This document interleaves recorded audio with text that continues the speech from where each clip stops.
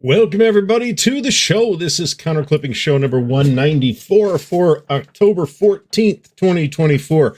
And I'd like to say welcome, everybody, to the show. Hopefully, we'll have a bit better luck this time with this automated chat thing, which I have not had the time to try to fix. So tonight, we are clipping Thunder in the Mississippi. Thunder on the Mississippi.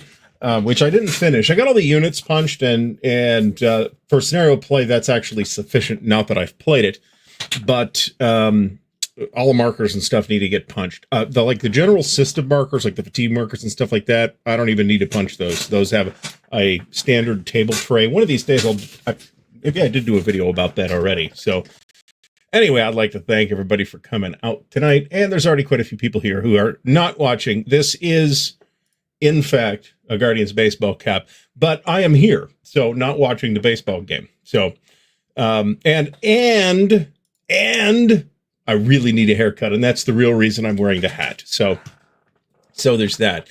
In any case, I want to say thanks. We are drinking Bullet 95 rye, bottled at 45%. I like rye whiskey. This is not my favorite, but on the rocks, it is perfectly good. So, no, the Thunder on the Mississippi has too many syllables to use the Sunday voice. You know what I'm saying? Vince Ree, you're a villain, sir. We'll see what happens. I mean, you got to, if I was to bet money on it, which I'm not a betting man, I would have to bet on the Yankees. That seems likely, but we'll see. As soon as I kick on the banner, the chat will disappear. Is that what happens? Let's see if that's what happens. I actually have to edit the banner.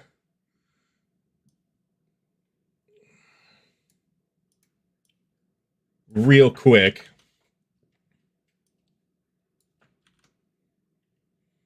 One second.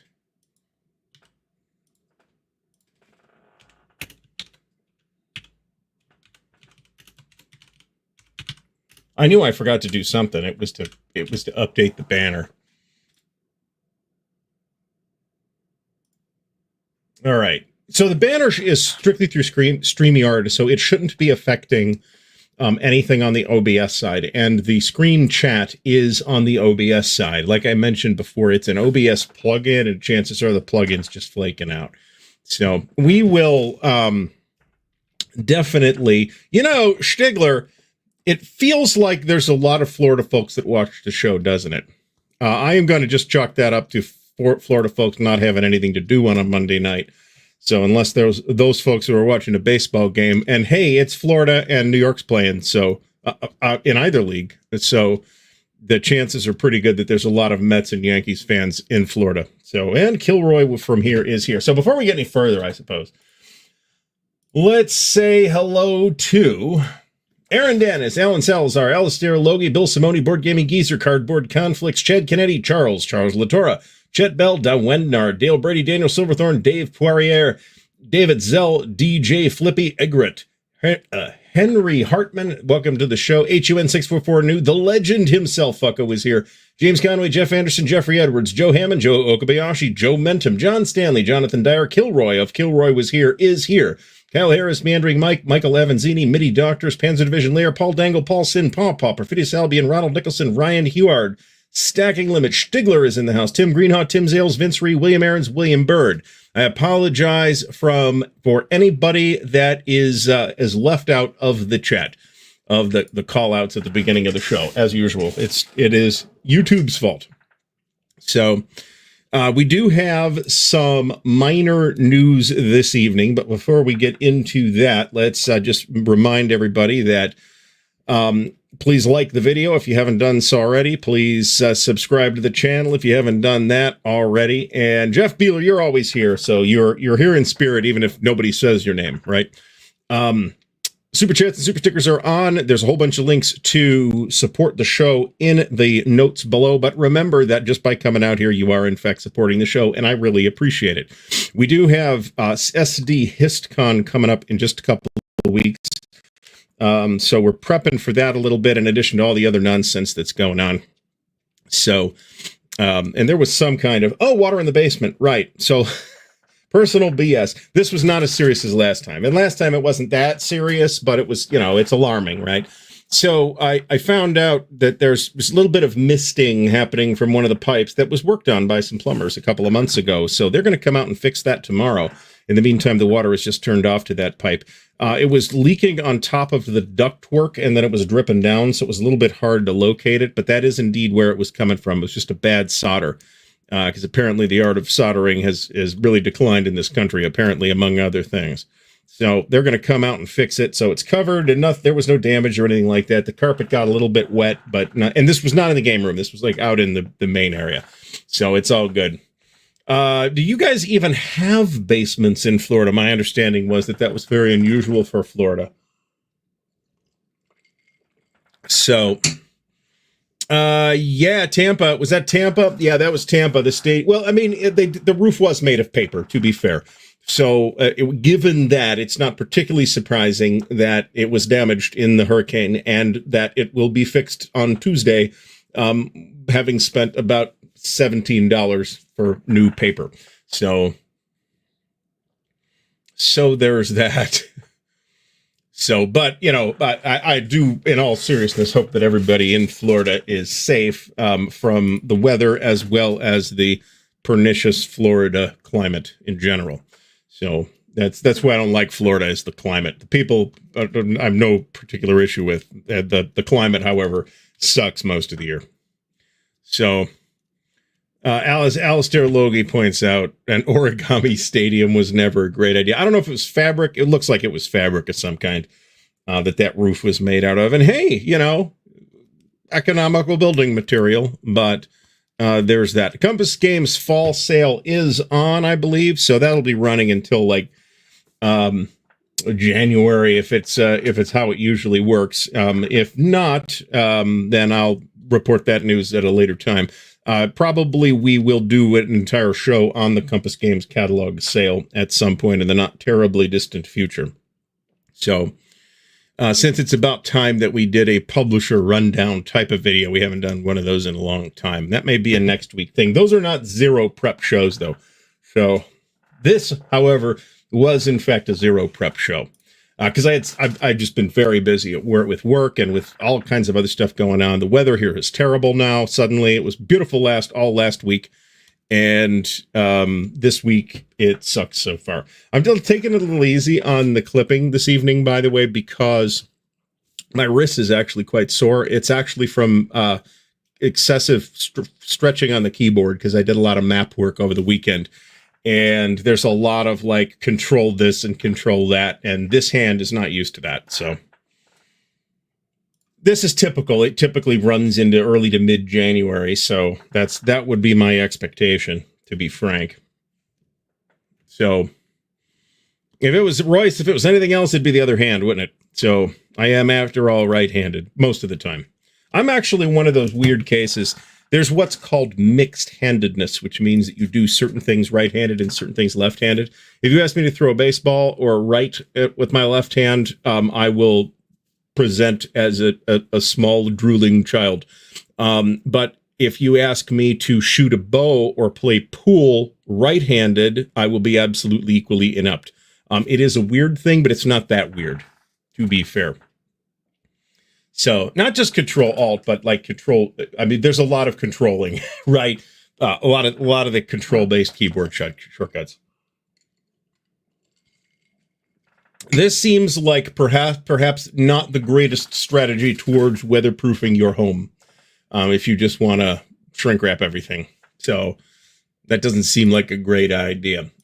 So we do have.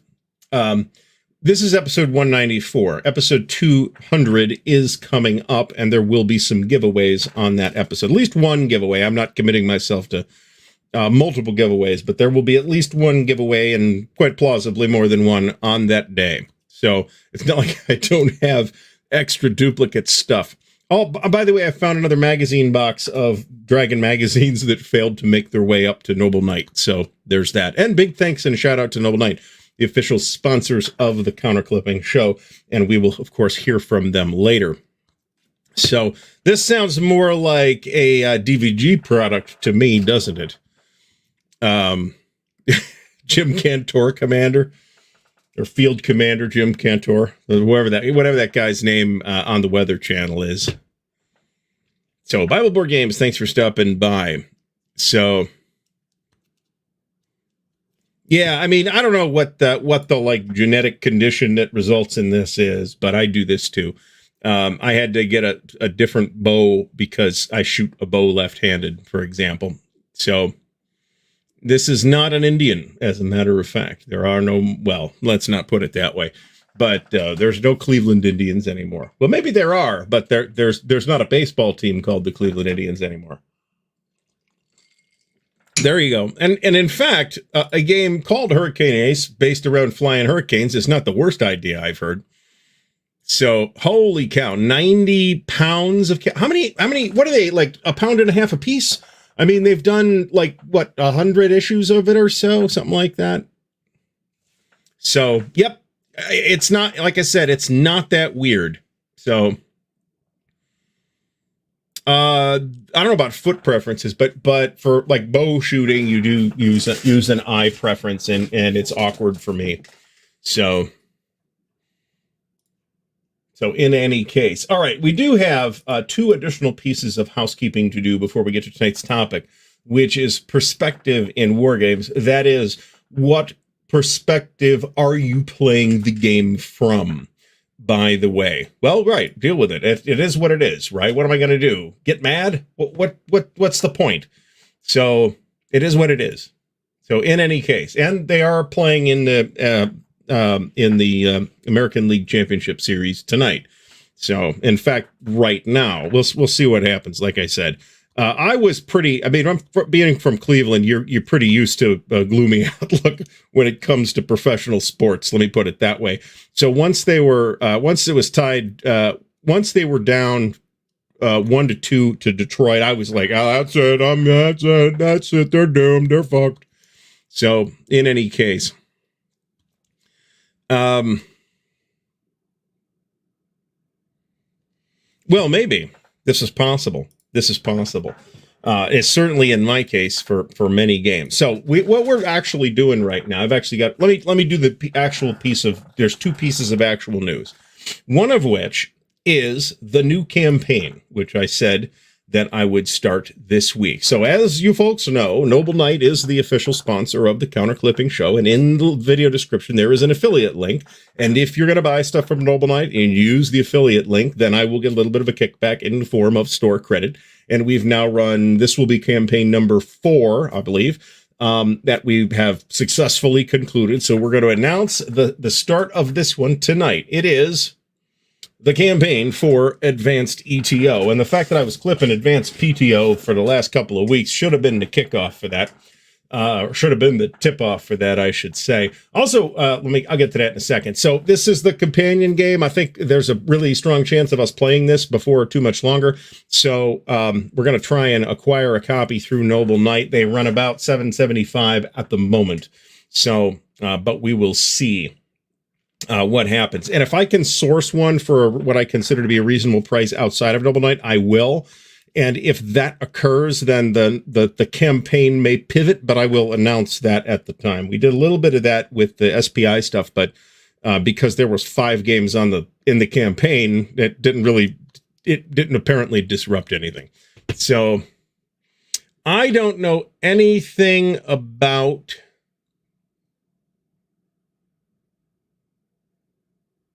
I mean, I can make this exact same claim, Jeff Beeler, about the Indians. Francisco Lindor is one of the hottest players in baseball right now. The Indians gave him away or the Guardians or whatever they were when he left. As usual, Advanced PTO is normally actually very reasonably priced. I got it for about $120, I think, and you can get it for a little bit, not much, but a little bit less than that. Advanced ETO, on the other hand, goes for big dollars.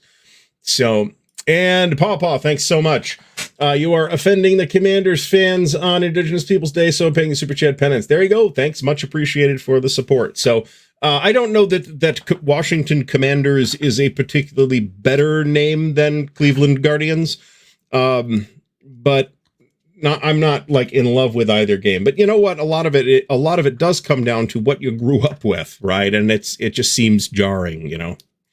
you can still get advanced PTO. I believe this was correct until relatively recently. You could still get advanced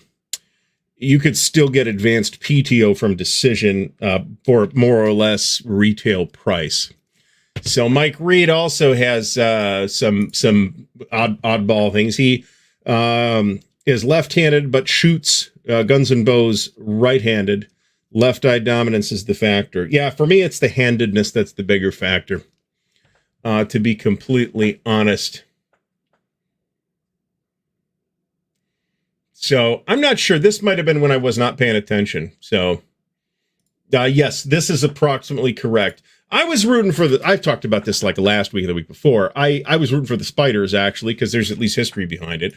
But somebody must say, spiders are creepy. We can't have that. It could have been a cool logo and everything, and they went with the stupid baseball with goofy looking ears instead. So I assume, Royce, you are referring to the Victory Games Third Fleet and Fifth Fleet. If so, then $50 even each is not bad. And if that is an all-in-one price, then that is quite a good deal, I think. Sooner or later, we will see some reprints of those, but I don't know where that is in the development queue. If Mo shows up tonight, though, you can ask him, because I think he had been in the loop on that at one point. So $50 for both is a terrific price. I will say that. Then again, I don't feel bad at all because I got terrific prices on a bunch of this shit behind me. So there's that. Royce says 2027 for the Compass versions. I mean, I would not be shocked by that date, but that is most of 3 years away. So, but yeah, no, those are, well, I'm not that big on the whole NATO versus Warsaw Pact as a topic. However, the naval side of that is kind of interesting, and short of playing something like Harpoon or Command Operations, something like the Victory Games Fleet Series is a great way to go. That's actually why I picked up, do I still have it here, South China Sea, and its companion game, Indian Ocean Region, which is probably the worst expansion product name I've ever heard. It's just... It doesn't seem to be the title of a game, so that kind of threw me off. But nevertheless, the game was reasonably well received and looks pretty good to me. So I am aware that there is an expansion, Mean Joe Green, for Advanced ETO, but the expansion is quite easy to get. So I'm not really worried about that in particular. I never played Harpoon, although I own it, nor have I done anything but the barest amount of fooling around with Command Modern Operations, which is kind of the thing. So one of the early, and by early I mean 1800s Cleveland baseball teams, was the Cleveland Spiders. They were terrible, however, so maybe that was a factor in the decision. So in the wargaming field, what have been the most successful related products, like the MMP coffee mug? That's a good... I almost did that as a topic, wargaming merch, but then the War Room, just like last week or the week before, did a very similar topic.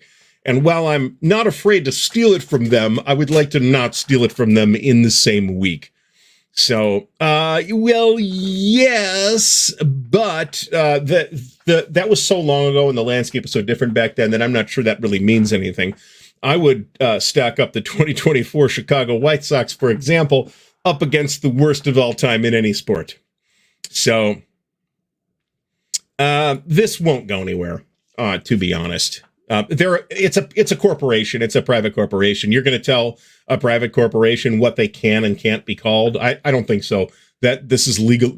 I don't doubt that you're right that this is happening, but this is legally untenable. So that this will go absolutely nowhere. So we do have an actual piece of actual friggin' news tonight, and I do want to actually talk about it very briefly. This is not live yet. This is the Kickstarter for a second edition of Steve Jackson and Dana Lombardi's One-Page Bulge. I believe this will be launching on Kickstarter tomorrow. I don't know anything about it other than that. It is a Battle of the Bulge game with one page of rules. In this case, it will have 3/4-inch pieces. I don't know how many pieces it is, but I would imagine it's something like 100 or fewer. It will come with a mounted map and in a box and all that stuff, as opposed to the tiny little half-size or eighth-size Ziploc bag that it came in before. So I'll throw this link. Please tell me that there is not. Let me fish out the link that Dana Lombardi sent me, because the link I have here is way too big and it won't fit in a YouTube comment, and that's not going to work. So this, on the other hand, is the actual link, and that will work. So link in the chat, folks, if you're interested. It's supposed to be a fun little game, and certainly it has, people do remember this, right? So it is worth a look if you don't have enough bulge games, or if you don't have enough really tiny bulge games that can be played in a very short amount of time. So yeah, I mean, it's Thomas Prowl. Thanks for stopping by. Yeah, it's a game that seems like a kind of a joke, but then you look at it and it's like people played this. So this is one exceptionally large page, however, considering the amount of text that is in that box. So I'm waiting until maybe this is, I assume Rice is talking about the massive Frank Chadwick CTO thing. Whenever that's ready, it's going to be all in one huge box. I am curious to know what it'll cost. It will absolutely cost less than it would from probably any other wargame publisher. So it might not be as crazy as people think. I will, when it gets closer to actually coming out, I will start paying closer attention to it again.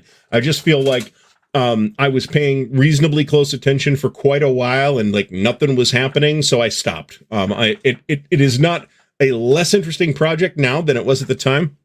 It's just that I only have a certain amount of bandwidth. Stag Limit, thanks so much for the support. It is much appreciated. This would be funny, admittedly. This is going to well, hold on. I'll pull it back up. So, second edition is slightly edited, but still one page of rules, 3/4-inch counters, historical unit designations for the units, a mounted board, extra circular tokens to identify a variety of game states, new playing cards for random effects. So there's a decent amount of revision here as well. Designer's notes by Steve Jackson and Dana Lombardi, examples of play, and a large 1/2-inch six-sided die in a full color box. One wonders if it will be as large as the six-sided die included in the Compass edition of Hearts and Minds. So, yeah, I mean, I just don't know what it's going to cost, right? Thanks for stopping by. I mean, maybe, but I think that this seems really low considering the volume of product that's going to be in that container. I wouldn't surprise me if it was 500. And if it was going to be from another publisher, it might have been, but GMT has the biggest print runs and, the biggest market. So maybe they're a little capable of getting a better, margin on this kind of stuff than anybody else is. I suspect that is in fact the case. But ultimately, it is going to be a value decision for everybody that pre-orders it or not, right? You get to decide, just like I get to decide, whether the $3.99 or whatever it's going to cost is worth it to us. We did play a little bit of Thunder in the East. It was a little bit rough, but we also screwed some things up. So we are going to give it a closer look. But like I said, I'm more interested in giving it a closer look when we have more information. But Doug will be pre-ordering it. Frank Davis is here. Frank, thanks for stopping by. A full page rule book. I mean, it's one page. There will be more text than that in the game because there's going to be examples of play and some other stuff and designer's notes. But we will see what this looks like. Yes, I don't have a link for this, but the Kickstarter for the Rock of Chickamauga. This is the latest Black Swan game from superstar designer Herman Lettman, and the companion game to the extremely well-received Most Fearful Sacrifice, this one being on, obviously, the Battle of Chickamauga. So I'd be shocked if this wasn't excellent, and I do plan to acquire a copy. So, and it will be great, I am sure. All right, so I mean, this is a reasonable guess. I mean, it could go in any number of different directions. I mean, how efficient can they make it? I mean, you're not going to need a lot of markers, right? You're going to have like one set of markers for all the games instead of having to put a marker sheet in every game. They're going to save a little bit of money doing that, but I'm not sure how much they can get out of that kind of technique, right? And if you play it, even a piece of it, 350, it becomes a lot less ridiculous, right? Well, this is the real question, DJ Flippy, is how is it going to differ from the current Twilight and the Thunder in the East, release? It's going to be the entire war in Europe. I mean, other than that, I mean, that's a significant difference between it and the current product. There was a newsletter update about this. I don't think it was in the last GMT update, but I believe it was in the one before, might have been the one before that, but pretty recently. So Alan Emmerich, I assume it was Alan Emmerich, got on board and wrote up a release, and they're going to release the entire series basically as one product. So the other thing that's going to hit crowdfunding this week is, I'm more excited about this than I am about Gettysburg, to be completely honest about it, because I've got like multiple Gettysburg games already. I've got fewer games on Chickamauga, although I do have River of Death.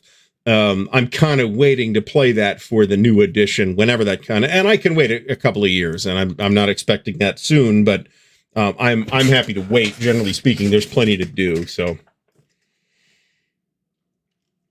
the print, yeah, I'm not a print and play guy. I mean, if folks enjoy paper crafts to that degree, good for them. I do not. So I do that kind of paper crafts from time to time, but assembling an entire print and play game, probably going to be no. Particularly a big game, as A Most Fearful Sacrifice is. So Captain Nolan, yeah, this is one of the ones that goes for decent change, though.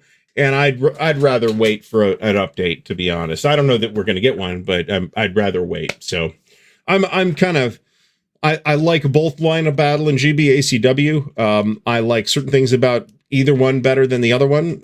But you know, if we're going to be covered on this battle, then I'm happy one way or the other.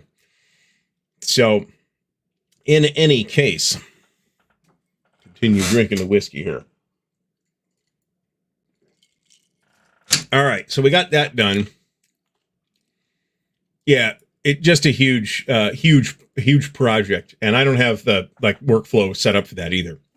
So yeah, that's what I figured. I do not expect a new version of River of Death soon, but like I said, there's plenty of GBACW to play in the meantime, and it's not like they're not all good.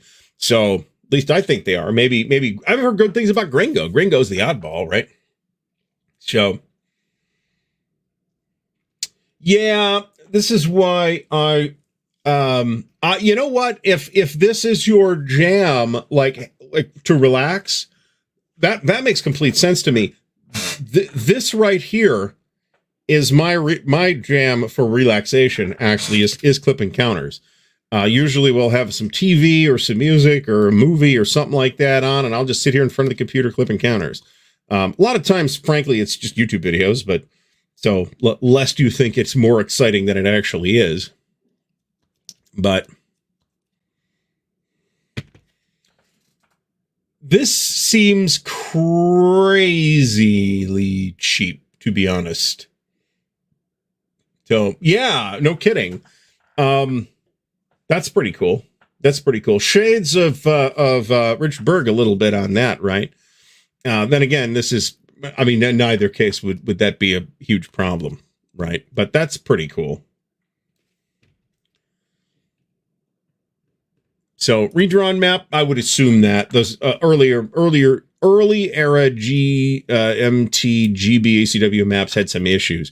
Even the third edition of 3 Days of Gettysburg has some map issues. One thing that we noticed more or less immediately was that the names of the different river types, because remember, there's like big rivers and little rivers and streams and all that stuff. there's the names of those terrain features are different on the map key that has the graphics on them versus on the TEC, which does not. And that is irritating. So I've got the old one. One of these days, I'll do a compare and contrast between old Cedar Mountain and new Cedar Mountain.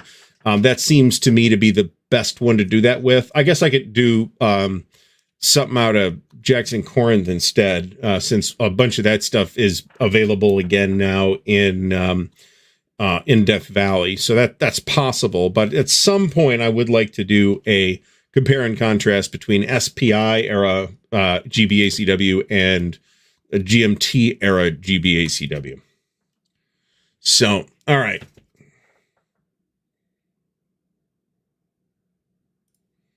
All right, so Mike Reed says, Gringo and its supplement are actually some rather nice games from a tactical puzzle standpoint. Maybe. The balance might be off, but I mean, I don't know really much about those engagements from a tactical perspective anyway. The only reading I've done about the Mexican War is, its impact on the Civil War. So it's not a topic where I would be able to catch anybody. And I see it. Did we all see the chat on the side of the screen just go kaput? All right, I'm going to try something here.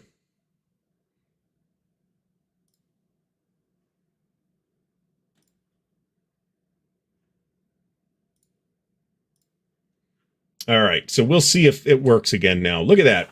I restarted OBS. So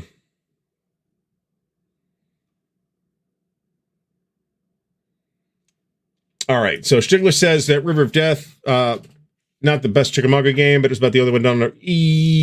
Except for the RSS game that the gamers did. Yeah, it's, as far as I can think of, the only Chickamauga game on the regimental scale.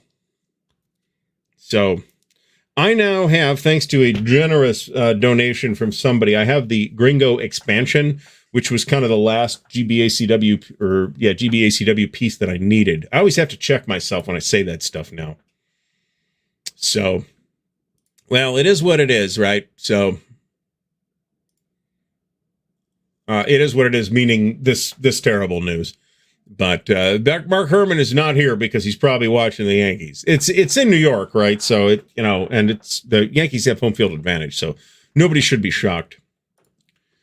So, in any case, so tonight's topic is perspectives in wargaming, and where I want to kind of go with this is there's kind of an implicit question in any simulation game on a military history topic, which is, what exactly are you simulating? And in many cases, the way that gets discussed is you, the player, are in the role of this level commander or that level commander or whatever, a specific given individual present there, right? Or maybe, if it's a strategic level game, you're the national leader, something like that. However, many, and probably most war games don't take that incredibly literally, because you're kind of working up and down the chain of command when you're making decisions in the game. You're not just making, if you're the corps commander, for example, which is kind of what you are. So let's use the last Blitzkrieg as an example. So you're basically a corps commander, right? Or at least an army commander. Actually, in a way, BCS is a terrible example for this, because it actually does better than most games do on this. So let's say Time for Trumpets, which I have not played, so I can just make things up about how it works. But I'm confident in this guess, if you will, in that you're probably supposedly the corps commander, and yet you're making a lot of decisions that a divisional commander would make. Or you're the army commander, you're making corps commander, and even in some cases, maybe regimental commander decisions, because it's a regimental, the individual units are regiments, right? most war games are pretty loose in this regard. And I think we have to come to the conclusion, given the history of the hobby, that most wargamers are, in fact, basically okay with that, right? It's got more to do. Thank you, Mean Joe Green, for the MLB updates. It's only the third inning, so hopefully something will happen. They've been known to blow the roof off the stadium at the last minute from time to time, too. So, Cleveland Guardians games brought to you by Lithium. In any case, I mean, maybe I should have used OCS as my example here. But there are, too many examples to note of war games where it's not entirely clear who you are playing when you are playing that war game. What decision-making agent are you stepping into the shoes of? I think that at least some designers probably don't think about that very hard at all, while other designers really think about it very, very hard. So, and that's not to say that there's necessarily a right or a wrong answer to the question. Although we can have individual preferences, right? Actually, a fabulous. There is some truth to this, but the complexity for any but the simplest war game, even chess, right, which is a pretty simple war game, but even chess is very hard to solve as a math problem. Like computers can do it, but humans can't really. So,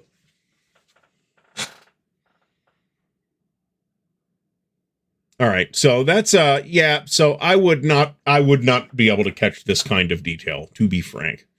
I mean, that what Stigler is saying here makes complete sense to me, given the history of the firearm. But I'm not that familiar with the history of the firearm to be able to say that this is the case. So now, see, there's Robert Lane. First of all, welcome to the show. This is a really good point. You're simulating interesting historical and or hypothetical conflicts, okay? The simulations come with problem-solving, historical insights, and exciting imagination. I'm not sure what the exciting imagination means in this particular context, except that the player's imagination is important, maybe critically important to enjoyment of the game, right? But the problem solving is really interesting because you are definitely in, again, most war games. Some war games are really tight with this, but those tend to be the sort of more modern games. And if you look at the grand old games of the hobby, they tend to have problems for the players to solve at like multiple related command levels in the historical situation, right? So this is a great question, and I am reasonably positive that this wasn't really, I could be wrong, but I don't know if this was given that much thought, to be honest, in terms of, because really, doesn't this seem like kind of a weird and somewhat alien idea, is that you have to be in the shoes of a particular person? Many war games just don't really make that assumption.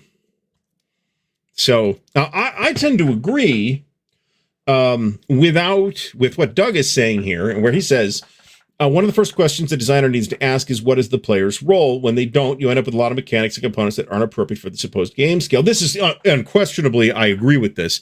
However, again, most wargamers are probably okay with that. At least a little bit of slop around that central role of the player. Maybe there's some decisions that are lower level decisions and some decisions that are higher level decisions. And we as hobbyists tend to be okay with that, unless it chokes up the game, makes the game too sluggish to play or unpleasant enough to play. So, and don't forget Robert E. Lee in this particular respect. He was a very Napoleonic in his grasp of grand strategy. So that would be fun. So I haven't played have I spilled whiskey on myself? I probably have. As long as I don't go driving anymore, we should be okay. I have not played the Eagles of France series, although I have all 4 volumes, and I am very intrigued by this command system. So it is one of the things that attracted me to the games as it is. All right, Mr. Mark Herman, thanks for stopping by. We all assumed you were watching the Yankees play, and they're winning, so there's no good reason for you to have turned off the television in disgust. So, from a marketing perspective, SPI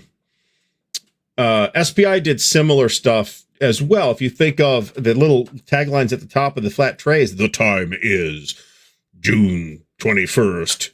1941. They did like a lot of that kind of stuff too. So whether that marketing touch or marketing spin, if you like, I have always assumed, I thought I'd asked you this, Mark, about whether you're a Yankees man or a Mets man. And I thought you were a Yankees man, as all right-thinking New Yorkers should be, and not having anything to do with those aliens playing in what used to be Queens anyway. I don't know if it's still Queens or not. So when we were in New York, when I was in New York the first time, the hotel room we had overlooked what was then Shea Stadium where the Mets used to play.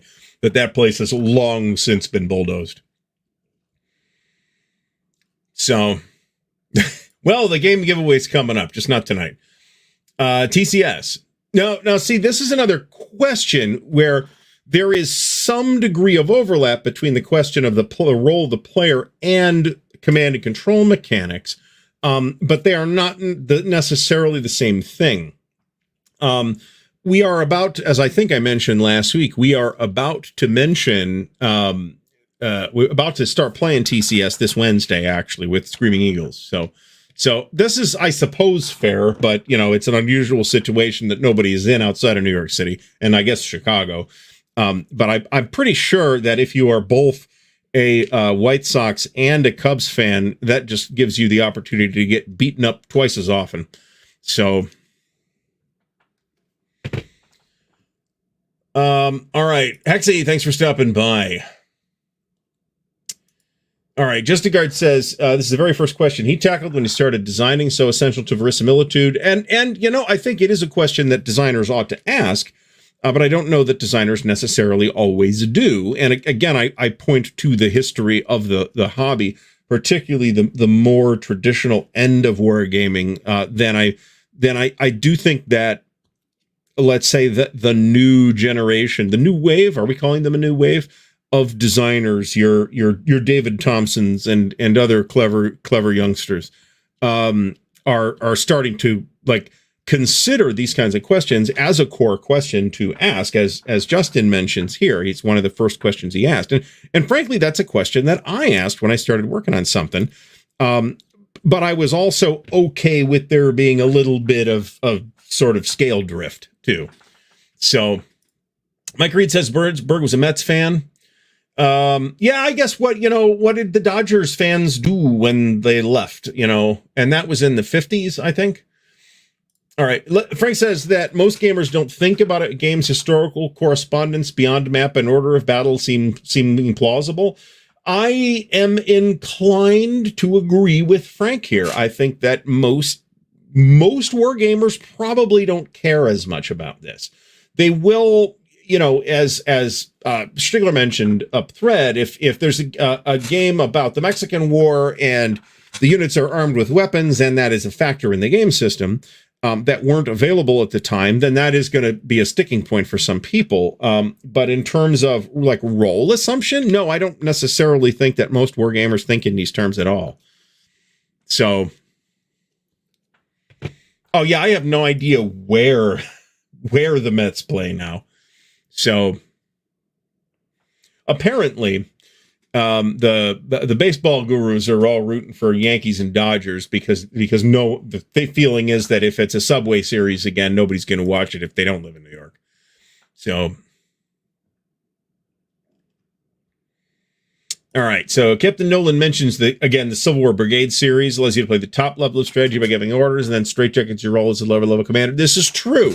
And this was, I don't know if that is necessarily the path that Dean took to that particular mechanic, although it wouldn't necessarily surprise me in that you as the army commander can give the orders, but if your guys aren't following them, it doesn't really that helpful, right?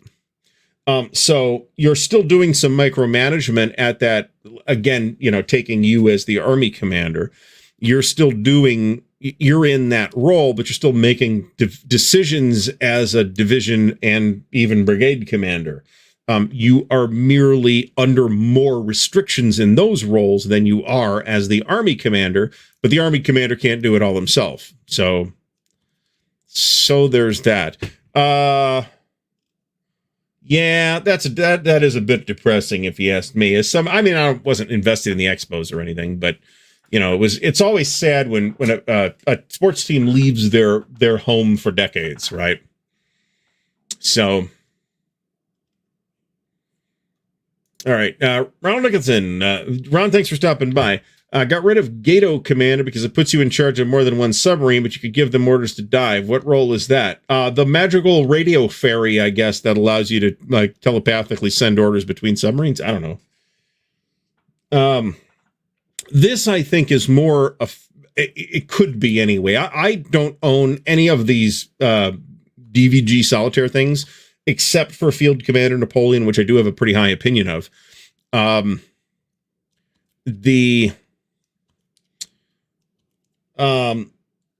This is something that would bother a lot of people. Let me put it that way. So, all right, back to Doug. He says, Real World Military expects the commander to know the job one level above and two below. It's a decent guideline for game design, too. This is a good point, actually. And, there's even lessons to be taken from this kind of statement in the world of private business, too. You're going to be a better leader if you know what your subordinates do. And if you have some idea of what your boss does as well. Now, this is an incredibly common mechanism for East Front games, though. Make sure I put these things in the right place. There's not that much here, and I'm going to be done clipping pretty soon. This is an incredibly common mechanic, not just necessarily for World War II in the East Front, but think about...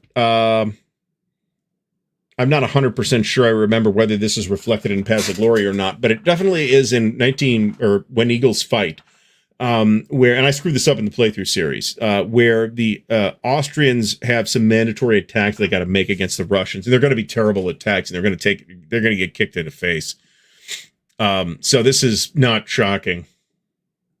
Okay, so City Field was apparently right across the street, and it's now a parking lot. So... yeah, and that's what people were talking about. The analyst I was talking to, or MLB really wants it this matchup, and that's not the one I want. But what am I going to do? That's kind of neat. That's kind of neat. You just give the game away too. That's perfectly fine. Looks like the whiskey. I actually started before the show, so. And I got to tell you that that this is a favorite film of mine, as it is for almost everybody from Cleveland that paid any attention to baseball at all, to be completely honest about it. So the sequels, on the other hand, were dreadful. So, yeah, well, what can I say? It's Cleveland. We're used to taking it in the shorts. And not in a fun way. So, oh yeah, good point. Drive on Stalingrad. Ooh, what year did that come out? 73? Something like that. As I recall, it was pretty early. So yeah. Oh, actually, it was on the late side, 1977. On the other hand, we got to figure it out from BGG, which I think it's 77 anyway. I felt like that was an earlier game, but I might be I'm clearly thinking of something else. So, oh, good. This is another good call. This might be one of the reasons why not just Rebel Fury, but a lot of games like things like what's a good example? I was going to say Undaunted, but that's really not a good example. That's a tactical game, and a lot of David's games are just tactical games. So maybe those aren't great examples, but I do think there is some truth to the idea, and this is not unique to wargaming, okay, right? Where you've got like people who are they're kind of doing things the way they want to do it because that's the way they've been doing it for 10 or 20 or 40 years or whatever it is, and they don't want to change, and that's fine. Don't change. Play what you want. So there's no particular need to get, for anybody to get worked up about this either. So not that this is happening here. So Brian Zalhor, thanks for stopping by. On the standard distribution of game size, who am I becomes difficult toward the end of the spectrum. In Waterloo, it's pretty clear. Maybe. Yeah. Maybe not. Well, squad versus squad, you're probably the leader of the squad, right? That to me makes sense. But not in squad leader, right? In squad leader, you're kind of the company commander, I would say. And ASL as well, to be honest. So I think this is, Robert Lane says that whenever he plays a game, he never envisions himself as the general or as the brigade commander. He just imagines everyone on the battlefield who's faced with the decisions and the danger. And this makes sense, but this is a very simulationist way to look at the question. There is nothing wrong with that. I am a simulationist gamer, regardless of game format, right? I like sim heavy, or at least sim compatible role-playing games too. So that is just my personal reflection of what I like in games. And to some extent, that's true in computer games too. But to me, I usually find that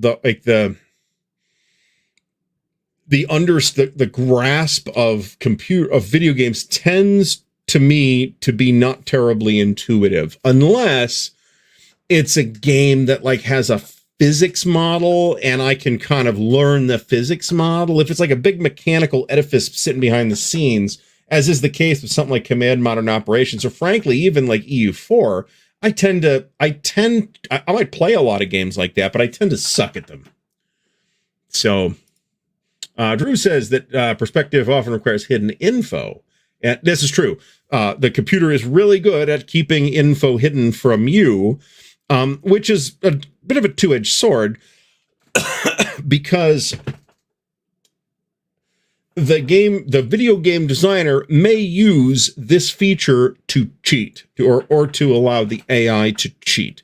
And I don't like that when it happens in games. And I caught Strategic Command just pants down cheating, and was absolutely soured on the game after that. So Frank mentions that a lot of game designers do script the game. This is the topic of scripting is probably worth a whole show. And that was one that would probably require a bit more research because I don't have that. I tend not to play these kinds of games that get called scripted. I think sometimes this term gets misused, but I think it's unquestionably a thing that is present in a lot of games to a certain degree or not. But remember that a game is not either scripted or not, right? There is a degree to which any particular game is scripted. And sometimes the scripting is very subtle and it's buried deep in the mechanics. And sometimes it's just right on the page and it says, you must do this at this time. All right, Mike Reed talks about Liberty Roads and Corellia 44. This is an interesting way to handle that, right? In terms of you have specific objectives. There are timed objectives in a lot of games, including the East Front series from GMT, for example. You need to like get certain victory points by a certain part of the game, or you get a significant penalty. I think that's actually the case with Beyond the Rhine too, except that in the case of Beyond the Rhine is the openings broke. So it's perhaps not impossible, but it's very difficult without using the optional updated suggested rule that the designer came out with 2 or 3 years later, to actually make the Allied opening match the historical outcome. And on the one hand, you don't want the historical outcome to be the fated outcome, the inevitable outcome, because nobody's going to like that. Everybody's that's going to feel scripted to everybody. But on the other hand, if the historical outcome is like wildly implausible, then that is going to personally get in my way as well. So,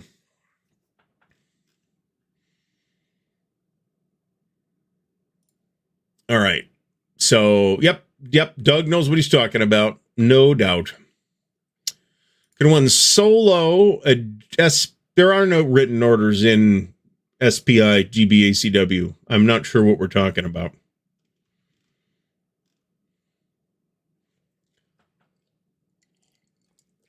So Stalingrad Roads, if you didn't get this from the video with Florent that came out a couple days ago, I do have a copy of Stalingrad Roads. And what I have seen of it impresses me quite a bit thus far. So, well, this is not dissimilar from what the A's owner is doing right now to move the team to Las Vegas. After all, that is basically that exact situation. So, and they did film, I think they might have filmed the sequel in Cleveland, but the sequel's terrible. There's like multiple sequels, but they're all terrible. But the first one was filmed in the, whatever the Brewers Stadium at the time was called.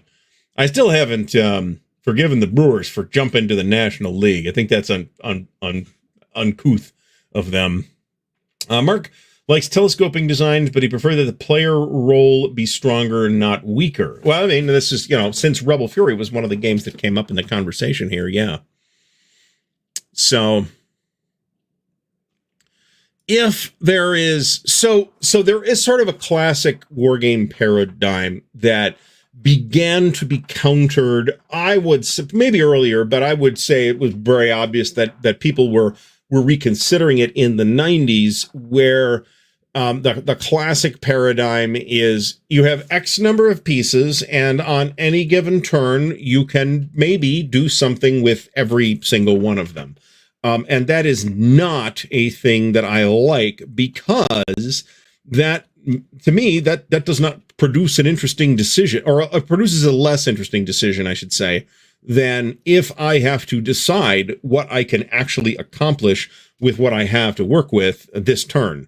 And then I will use some of those assets, or maybe even all of them, to try and get that done. I think that is, to me, that feels more organic, and it improves the decision space in the game in the first place. So, I believe, I could be wrong about the timing here, but I want to say that the Indians at the time were still playing in the old Municipal Stadium, which was a shithole. So there's that. I mean, I think this is better than just moving to Las Vegas, since we're all okay with gambling in professional sports now, right?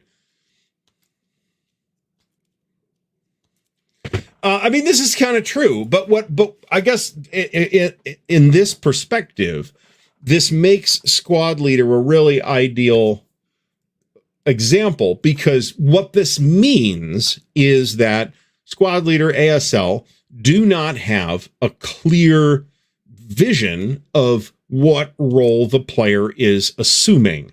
And again, I think the history of the hobby has indicated that most wargamers are probably just fine with that.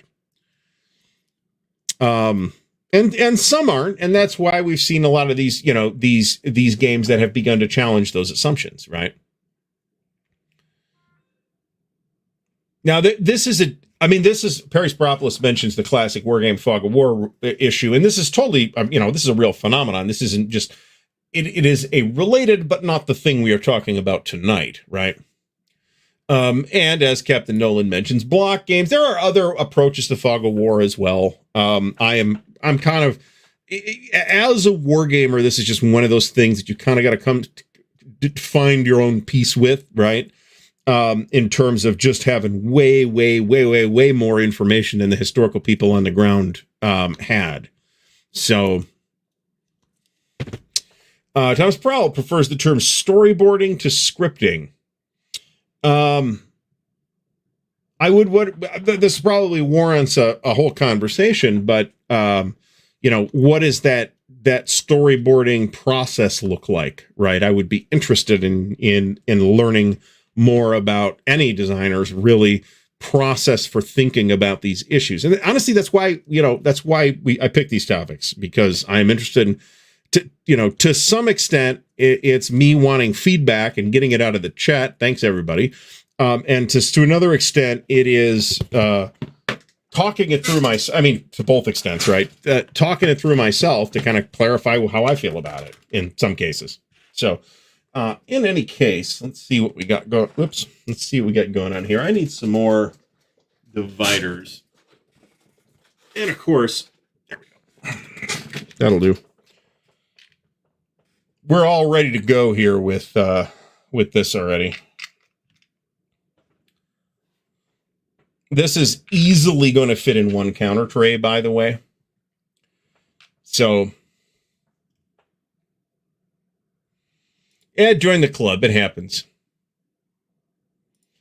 I'm okay with splitting the difference too, right? If you've got like multiple ways to like handle the situation, I'm pretty much okay with that. If you want to say we're going to have a historical scenario alongside like a free setup scenario. However, that said, in my experience, the free setup games tend to create a lot of issues. I'm sure that depends to some extent on the games, but I've seen a lot of games that really just fall apart when you do something as straightforward as allowing people to set up wherever they want. Which on paper sounds like a good idea. And for some games, it's totally fine, right? The level of abstraction present in something like a Third Reich or World in Flames is so high that would be meaningless to like provide specific starting locations for specific units. World in Flames does it for ships, but I mean even that's a little wibbly wobbly, right? Because who the hell knows where some particular given ship was in 1936 when you set the game up, at least in some cases. This is interesting. When we say Rhodes series of games, you mean the Vance von Boris Roads to Moscow, Roads to Leningrad? Drew has an old magazine with 2 reviews on No Greater Glory. One reviewer was just sick of how much cheating the computer game. So I also think there are other issues with Strategic Command, to be fair. That's not my sole issue with it. Yeah, and this is a mode of play that wargamers tend not to prefer. At least board wargamers. I mean, there's other people who are like the Kriegspiel folks that are like super duper into this kind of thing. Where to board wargamers, it feels really rather strange. There are gunboats in this, by the way. Somebody had asked about that. I guess we'll just put that there.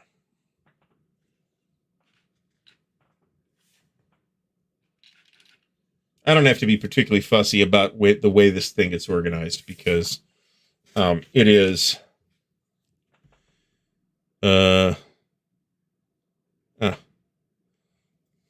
of course I've already screwed it up. After just saying that I don't really care where any of this stuff goes in the tray, I am now making a decision to put something in a different place. But everything is going to fit in this tray extremely handily.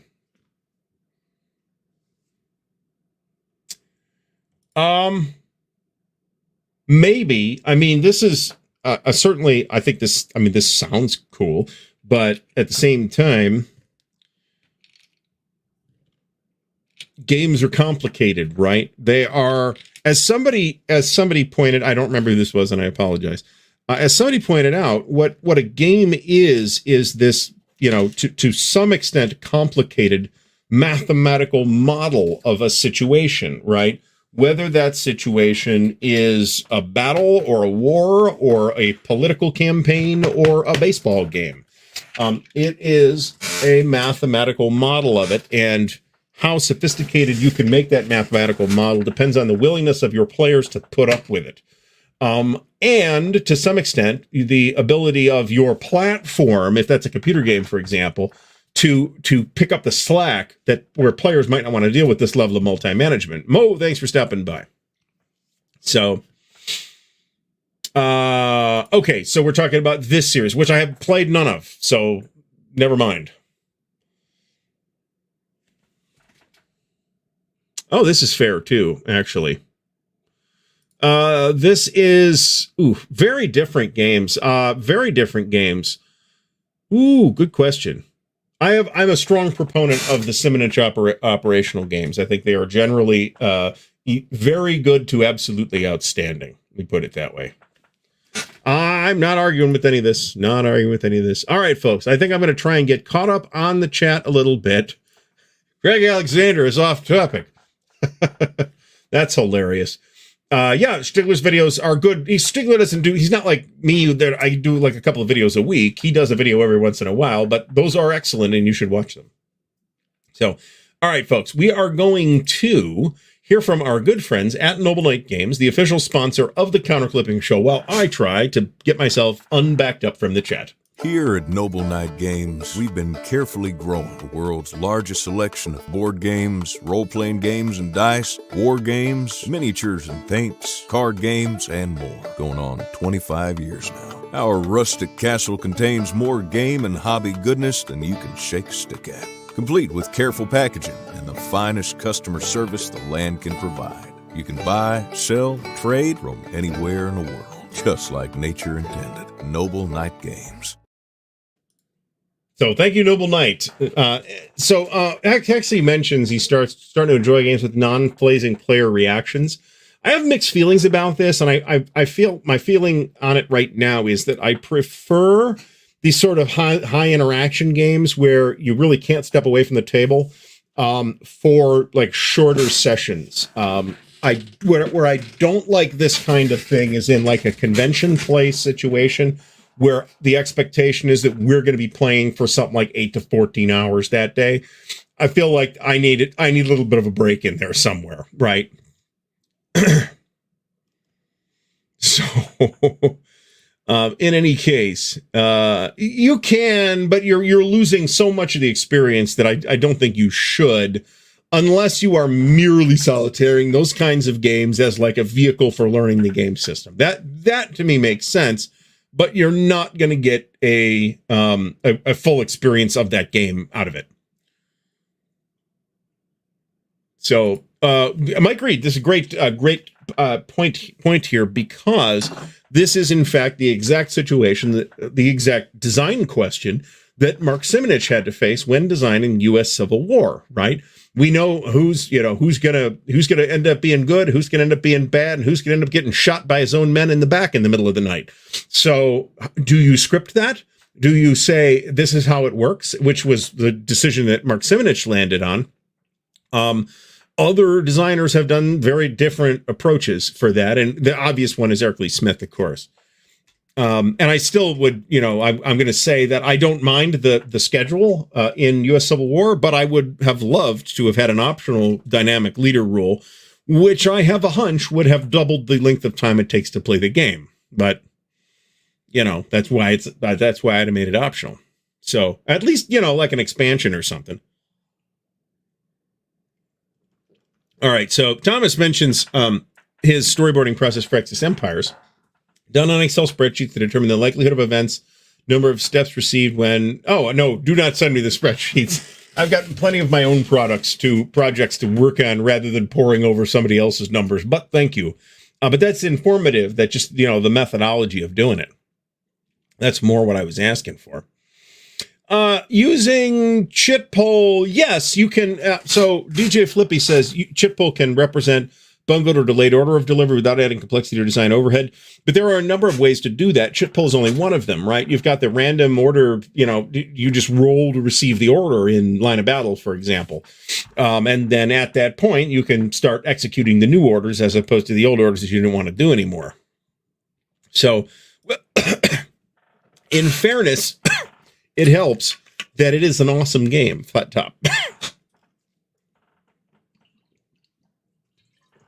Anyway, we're done clipping here, folks. So, Mike Reed mentions that ASL's biggest strength there is in narrative generation. Always something will happen that you may have read about in the oddest ways. Yeah, I mean, I've always felt that ASL generates a lot of great narrative. A lot of people find that it takes too much rules overhead to do that. But I think that more people should stick with it a little longer. I mean, I think that's a generally good piece of advice. Stick with it a little longer, and then you might decide that you like it, even though you maybe didn't at first. So, excellent. Robert Lane just soloed Wilson's Creek. I've got that up here somewhere. I think I actually have an extra copy of Wilson's Creek, too, but that may have gone up to Noble Knight, too. I'm not sure. Vakdam Rhine, free setup. Are we talking about the Decision Vakdam Rhine or the SPI Vakdam Rhine? I mean, in general, both the Battle of the Bulge and Market Garden are kind of finely tuned historical topics that I think in both cases make for pretty good war games because they kind of come with built-in victory conditions, right? And a built-in shot clock. But at the same time, that the resulting game can feel a little bit finely tuned. And if you just allow free setup, I think you're really asking for significant problems. There are some games where I think it's fine to have free setup against strategic level games. Generally no problem.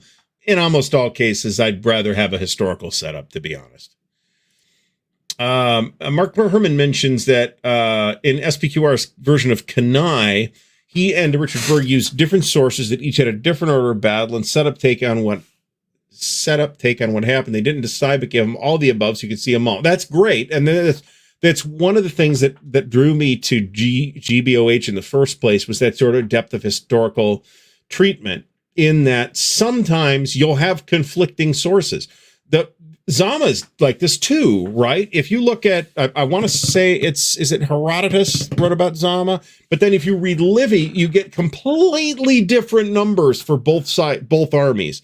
So, and whoever it was, not Livy, was much closer to the historical timeline than Livy was. So generally that's what is given the higher credence, unless you're Liddell Hart, in which case you just pick the source that you believe and then agree with them. So that is an excellent book. B.H. Liddell Hart's book about Scipio Africanus, Greater Than Napoleon. It's a terrific book. He relies a lot on Livy's information, and it's not as reliable as the earlier stuff. So he absolutely does. I don't think so. I'm going to mention that there are a large number of options nowadays as far as counter trays go. So without disagreeing with Royce's statement here, I think GMT might want to, but I'm not sure GMT were the original designers of those trays in the first place, because after all, the first 20 or 30 of them that I bought, I didn't buy from them. I bought from the gamers. So at Origins, no less. In fact, it wasn't until I literally had that same stack of counter trays sitting around until I got back into wargaming in around 2007, and then I went through them pretty quickly. So I didn't get very caught up on the chat, to be honest. All right, you people are just depressing tonight, aren't you? Yes, I'd imagine this is true, although I haven't done the side-by-side, so it's got to be pretty soon, I gotta say, because it's we'll have an update from GMT pretty soon. Might even be this week, but it might be next week too. So we'll have an update pretty soon from the horse's mouth, as it were. A little bit. The Sam Elliott's got a lower register than whoever that guy is. Look, considerably lower. Really? Huh. I'm not sure I knew this. So thank you, Captain Nolan. Drew had played one complete Fed and Empire campaign. Drew, we need to have a conversation about this, because we're now talking about doing some Fed and Empire on Vassal. So if you're into that, you probably either can't reach out to Lee or me, and we'll figure it out. So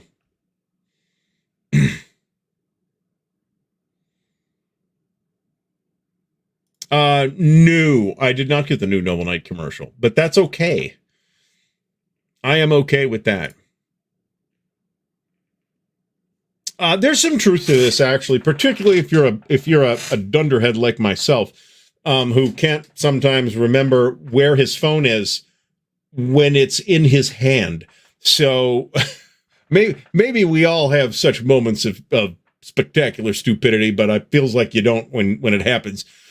So yeah, you can totally do this, or play your turn and then like get up and go have dinner or something like that, and then come back, and chances are you'll have forgotten most of it. So, yeah, I could believe this, actually. I think Wizard Kings is actually a pretty good game.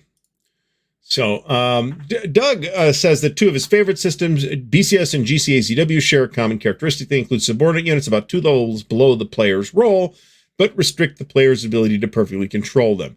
This is another thing and the direction I wanted to go with this, because BCS and GCACW kind of does this too. I think in a somewhat more old school way, let me put it that way without calling it dated, because I don't think it is. GCACW is in some respects dated, and that's its own topic. But BCS is like a fully modern simulation system, right? Where you have a lot of things are boiled into that snafu check. So much of the game is based on that snafu check, and you're only making it once per activation, right? But it's going to impact absolutely everything that you do, the decisions that you make after you make the roll, but it's also heavily impacting the decisions you made before you made the roll, because you wanted to make sure you weren't going to end up with a terrible snafu roll. And the things you do to accomplish that are the kinds of things that a division, the commander at that formation level would need to do. Keep the formations from mixing. Make sure your lines of supply and communication are not being blocked or tangled, or there's a giant roadblock 3 miles back up the road. So that is all baked into that core system. To some extent, that's all true of GCACW 2, but it's more subtle, and there are additional layers of, I think, probably more complexity than is needed, because if you think about it, you've got like 4 different statuses that units can have. You've got a organized or disorganized. You've got a fatigue level, which can run through 1 to 4. You've got a demoralized status, which can be demoralized 1 or demoralized 2. You've got at least one other type of status thing that can apply to, and the manpower, right? So you've got like a lot of different states that can apply to a particular unit. And I think it probably is possible to distill that down into fewer different states. Let me put it that way. This was actually very similar. It took Volko saying something like that to kind of get me to agree with that. I still love the system, and I think it's fine as is. But if it were being redesigned today, I think you would boil all that efficiency down into like an efficiency number rather than having 4 or 5 different things. So, I suppose this is, I could sympathize with this. Let me put it that way. So, all right. Yeah, this is all true. All right. There's a lot of talk about baseball in the chat, which I guess is fine. All right, DJ Flibby, Command Ops 2 PC game models battlefield order inconsistency brilliantly. It frustrates some players, though, because player units are doing what you ask them to, but modeling morale is similar. This is not a game I am familiar with.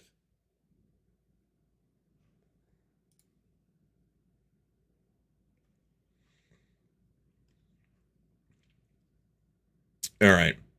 So, I guess, we can talk through the options real quick. But remember, I've got a whole video series about this exact subject. So, you've got your GMT trays, which are the same trays that you can get from basically anybody. You've got the Aegis trays, which are available in a couple different configurations now. You've got the regular trays, the magazine trays, and the half-size trays. And all 3 of them have a lot of utility. You've also got the Cube for Me trays. That's kind of my my new hotness. I really like the Cube for Me trays because there are different thicknesses and different compartment sizes and different compartment numbers for the trays, and you can get like 2/3 size trays, and there's just so many options, and that alleviates a lot of the stress that you get storing certain games. Like a great example is Empire of the Sun, okay, because you've got it's a counter sheet and a half. I can easily get the whole game into a counter tray. But if you're in the 2-inch box, I can't get all those cards in there too, unless I'm just going to throw the cards in or put them in like 4 or 5, 6, maybe different baggies. And that's what a pain. So I don't want to deal with that. I alleviated this problem by just going out and buying a new edition, which came in a 3-inch box. But had I had those half-size trays available at the time, I would have been able to use that. I could get the whole game. It'd be a little tight, but I could get the whole game into 10 compartments. That's not a problem. You organize it as here's what goes on the map it's set up, and then you say here's turns 1 and 2, turns 3 and 4, turns whatever. Super easy to do. The old SPI bookcase trays. So you're not talking about the flat trays, right? You're talking about the ones that came in the boxed games. I tend not to like those. I think the lids don't stay on very well. Maybe if they're like super Jester, thanks for stopping by. Maybe if they're like super duper fresh, but it's hard to find them really fresh right now. There a lot of times they're old and brittle. Albrecht, the reason I don't put it in the video description, you're right, this would be preferable from a user experience point of view. The reason I don't is so I don't have 2,000 randos or bots joining the Discord server a week. That is why it's not in the description. So if anybody gets stuck on the link, my email address is in the ticker as well. Email me and I will send you an invitation that you can click on. So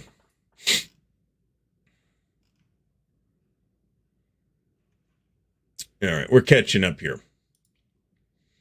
Professor Albin mentions that during the Napoleonic and ACW eras, other than using messengers to change orders, did commanders use... Yes, they did. In fact, I think Semaphore... I don't know about Civil War, but I'm pretty sure Semaphore was used in the Napoleonic Wars. So... I would be surprised if that is correct, and I'm kind of half remembering something that I learned 20 years ago. If that's the case, then I'd be surprised if it wasn't used in maybe not Semaphore specifically, but some kind of visual messaging system. Yeah, I would think so. Yes, I completely agree with this, and it's that unpredictability that I think really gets you good narrative out of GCACW, right? And in fact, I am a big believer in an appropriate use for randomization is to generate narrative, and I think that is a position that transcends war games, and I think RPGs are better when randomization causes narrative to emerge too. So yeah, a whole bunch of it. The Aegis folks like sent a bunch of YouTube folks trays. So a lot of us got trays, and some of us got out micrometers and digital calipers and stuff like that and did a bunch of measurements. As I recall, Mo is one of those people that gave you precise measurements on the trays. So if you're asking me, yes, I have it, and I have played it, no less. Played quite a bit of it. Went pretty much right when it came out.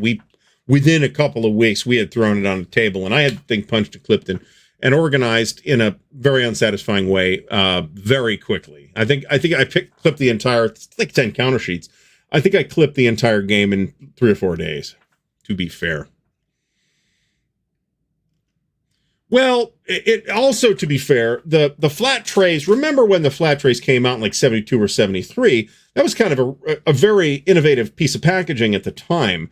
And I don't think it was really considered that how are you going to store these when you have 90 of them, right? I don't think that was a thing they thought of.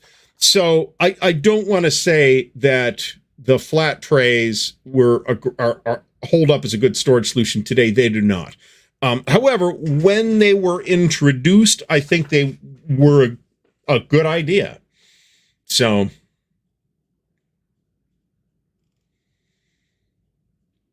all right. Stigler says semaphore was used in the ACW and balloons too occasionally. Yes, that's true.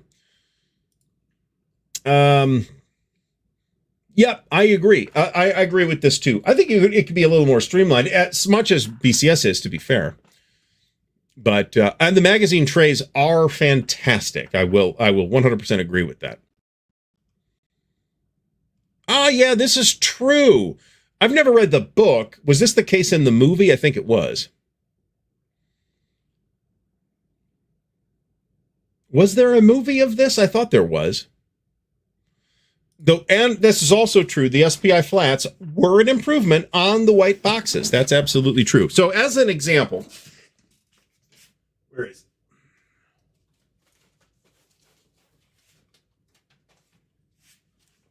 it? So I got a fresh SPI flat tray from Noble Knight. It's been sitting up there for a couple of months. So I have literally not opened this, however. This is going, when I get another one or two of them, this is going to end up storing Objective Moscow. That's why I bought them. So let me pull this out of the box, out of the bag. And to be clear, this tray is in pretty nice shape. So on the one hand, you've got these inner lids, okay? You've got these two inner lids that just sit here. They don't snap in. They just sit here. So these must be stored flat. These are fairly yellowed. The outer tray is not yellowed, but there is a big crack in it, which you probably can't see. And the bottom of the tray, these cardboard. So this is like a blow molded piece of rather thin plastic with a piece of cardboard glued to the bottom for rigidity. After 50 years, here's the cardboard. You almost never see these unless they have been repaired without loose bottoms. A lot of times you see them without bottoms at all because it fell off 25 years ago and nobody knows what happened to it. So, yes, and that's another point. See, that's another good point. So let me pull out a better example.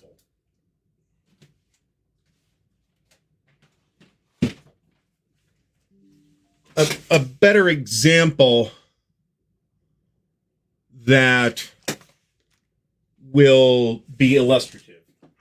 So here is Thomas Prowl. Thank you so much for the comment. So here is Thunder on the Mississippi. It is a standard Wargame sized box at roughly 9 by 12 inches. Okay. And this looks on, you look this on the game store shelf and it looks okay. But then you look at this. Look at how much extra real estate the flat tray gives you. It's got way more shelf impact, even though this is a game from 1972, and frankly, the cover art looks like it's from 1972. So,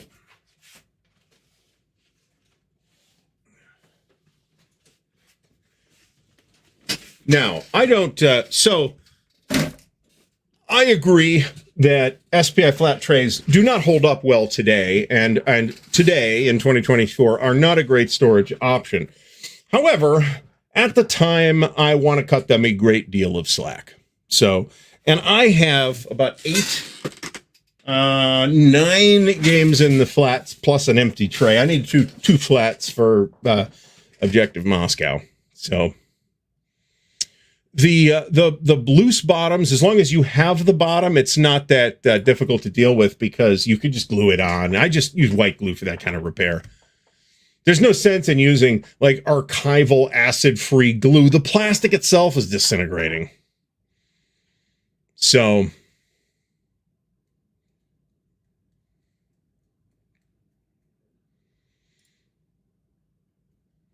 that's good. I mean, sometimes you are lucky too.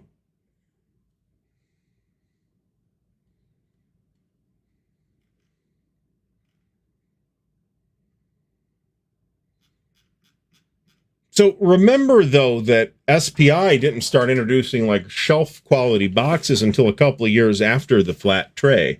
So again, and at that point, the box was like the most expensive thing in the game, right? The maps and the counters and the rule book, that was all cheaper than the box. And I don't know if that's still true, but that was absolutely true for people that I talked to in the 90s and 2000s that were making role-playing games and said, yeah, the box is the most, that's why nobody does box sets anymore, because the box costs twice what everything else in the box cost. So now if I had 50 of these, then that would be a problem. I've got 3 Traveler t-shirts. I've got a Traveler t-shirt that I bought at Origins one year, and this is the one you've occasionally seen Seth Skorkowski wear on video, where it says, "You haven't lived until you've died" during character creation. It is a wonderful shirt, and unfortunately, all the lettering fell off in the wash. So it is now a plain black t-shirt with some little bits of red on it. So that's a problem. I have a Traveler the New Era t-shirt dating from the New Era, and I have a GURPS Traveler t-shirt. So I got plenty of Traveler t-shirts. I will occasionally wear a D&D t-shirt. But one of the nice things about this particular t-shirt is it's super comfortable. So there's that.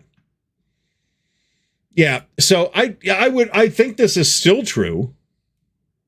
So 3, this is fair. I've got, I kind of made there was like I didn't like make a decision, but I decided about, decided might be, that's the word I'll use. About 2 or 3 years ago, I started buying, on purpose, shirts for stuff I liked. So that is why I now have like a Yes t-shirt and a Vandegraaff Generator t-shirt, and I'm considering ordering a Dio t-shirt, and I've got a Harn t-shirt and a RuneQuest t-shirt and Traveler t-shirts and stuff like that. The Traveler t-shirts I've had forever. So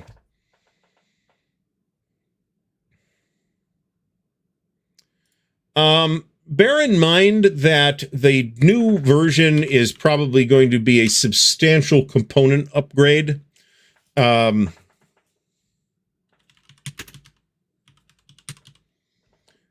House Divided is not a difficult game to find.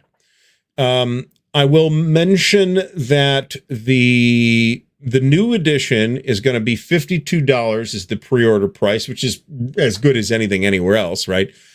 And it's going to do we have an actual piece? Yeah, okay. So it's got one pretty much standard size game map, 32 cards, which is not a lot, 2 counter sheets, they're probably bigger than usual, 6 dice, 2 player aids, a rule book, and advanced rules and background booklet, and a 2-inch box. So it's up to you. You might order it and then decide this is a terrific game, because it is, after all, a classic, and you want the GMT copy anyway. So, in fact, this is the Dio t-shirt that I picked. So, yes, they are. I'd have to dig out the link to that, however, to be fair. I do have the link to the magazine trays. Let me see if I can find the link without derailing the entire show.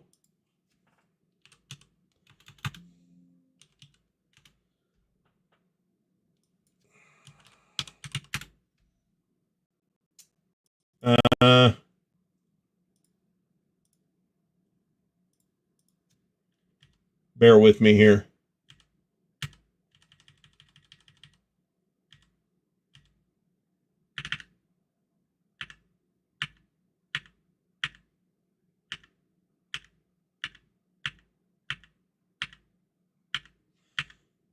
Anybody else find that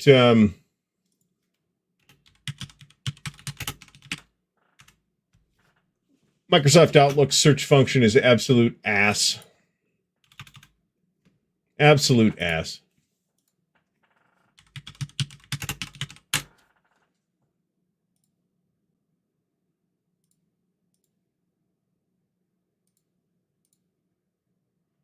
All right, I am going to put the link to the magazine trays in the video, in the chat.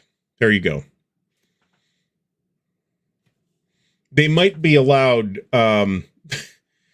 Yeah, no kidding. So I'm a huge fan and proponent of Microsoft Excel. But basically every other piece of software, and I guess Publisher is fine for what I use it for, which is not much. I'm a huge anti-proponent of Outlook and Word, but I pay for them, so I'm going to use them.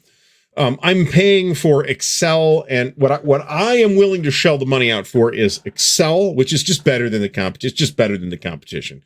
And the extra cloud storage, which is where I keep all my game rules. So, and along with that, for the $110 a year or whatever it is, I get like a terabyte of cloud storage and Microsoft Office 365.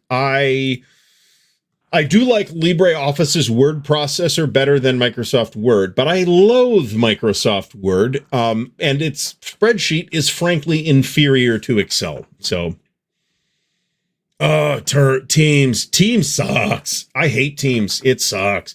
Back in the day, we were using Skype for Business, which is still a Microsoft product, right? And we went away from that because Microsoft told us it'd be a great idea to start using Teams, and what a loaf of ass it is.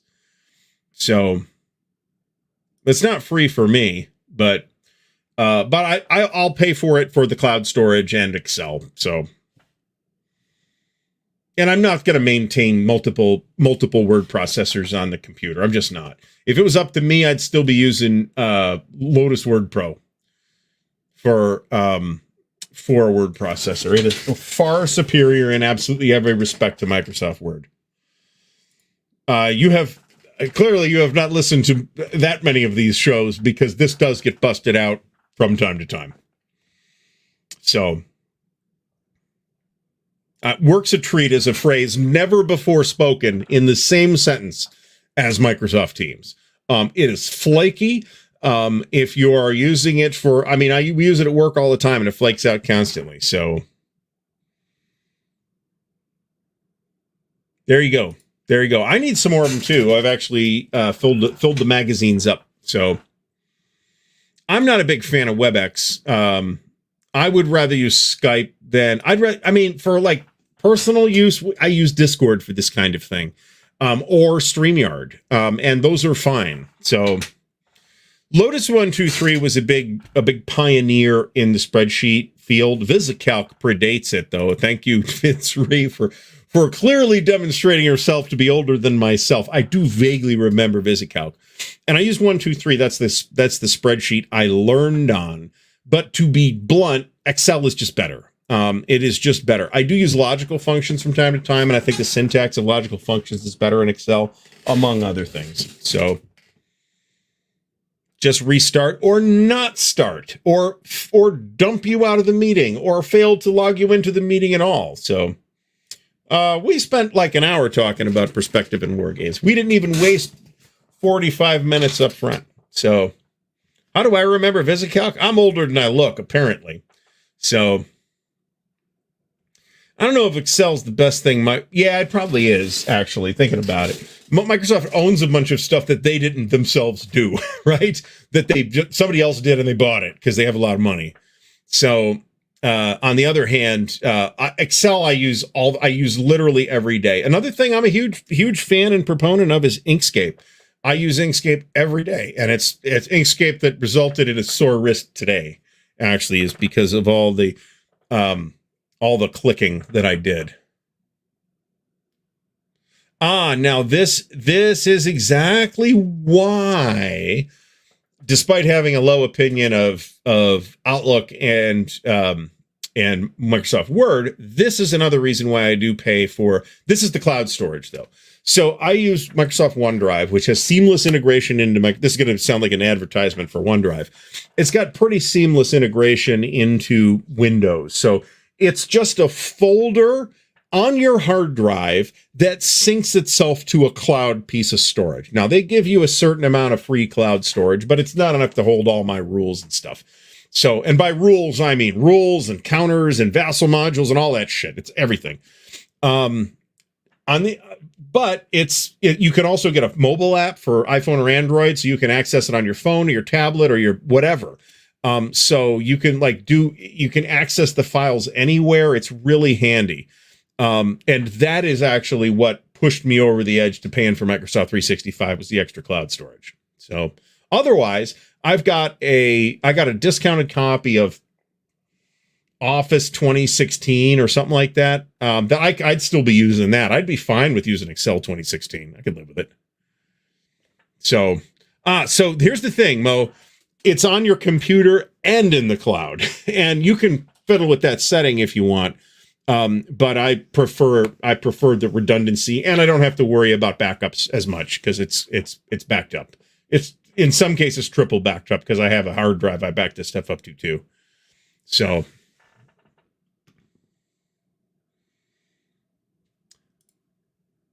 Stephen Rochelle says, if you're going to do OneDrive, consider mapping the OneDrive folder against the documents folder so all your working stuff is always current. I mean, all my like working documents are in the documents folder, so yeah. Ooh, mobile offices. I don't use the Office mobile app. I find that you can just open it and whatever, and it's fine. So you can shut it off to the cloud. I don't recommend it. But well, I guess unless you don't have the space. But like I said, if you're paying them for the package, chances are you got more space than you need. Probably. So, okay. Well, this is true, but I mean, there's nothing stupid in there either, so. Well, Windows 11, would you like an entire manifesto about why Windows 11 is a jamming dumpster fire? Nope. So, all the Windows libraries automatically default. This is true. They automatically will default to OneDrive. You could change that. You could change the default videos or pictures directories or whatever. And I did that before, but I didn't bother doing it now. And the reason I'm saying no, Royce, is not because I don't necessarily have an opinion, but because this whole thing blew up on Twitter and I left Twitter. I didn't delete the account because that seemed to me to be an excuse for somebody to then poach the name and then do nefarious things. So, but I like removed the app from my phone. I removed the bookmarks from my computer, and I'm not checking it anymore because it's a pestilential shithole. So I am unwilling to step into a situation where I didn't really see very much of the traffic. So I'm on, they're all in the video description. I'm on Blue Sky, I'm on Mastodon, I'm on TikTok, I'm on Facebook, I'm everywhere. Literally, I'm even on Instagram, although I do very little with Instagram. So,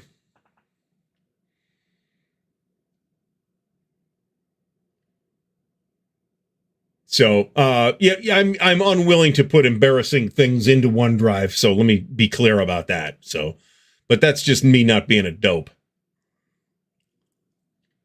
Blue Sky is it's kind of like a Twitter clone, in a way, with a smaller community, but because it's smaller, it's a little easier to manage, and it feels like 90% of the traffic on Twitter nowadays is just bots or bad actors, right? And I just it's just too much. It's too much stress, and I don't want to doom scroll through it every day. Fuck it. So, well, like I said, I didn't pay any attention to it. So, this is fair. It works a lot like Twitter without some of Twitter's capabilities, but most of that stuff has been added. I mean, when I was on there, they didn't even have hashtag support. It is now. You do what you want, but Blue Sky is federated, so if you are in the Mastodon sphere, you may be able to hook that into Blue Sky as well. I'm not sure about that. I also, Thomas Prowl, miss the way Twitter used to be. It was a very pleasant place to hang out for a while. So I'm not a huge fan. I mean, to be frank, I think the effect of social media on our discourse and society at large has been more corrosive than anything else. So for anybody that feels like they just don't want to deal with, I'm technically on Threads too, and I agree, it's okay. This is true now, but it wasn't necessarily before. Mastodon is a little weird because it's got like, there's not a single server for Mastodon. There is for Blue Sky. Instead, you find a server that you think you're going to sync with, and then somehow manage to get yourself an invitation to that server. Relatively few of the servers that I thought I was going to sync with were like you just sign up.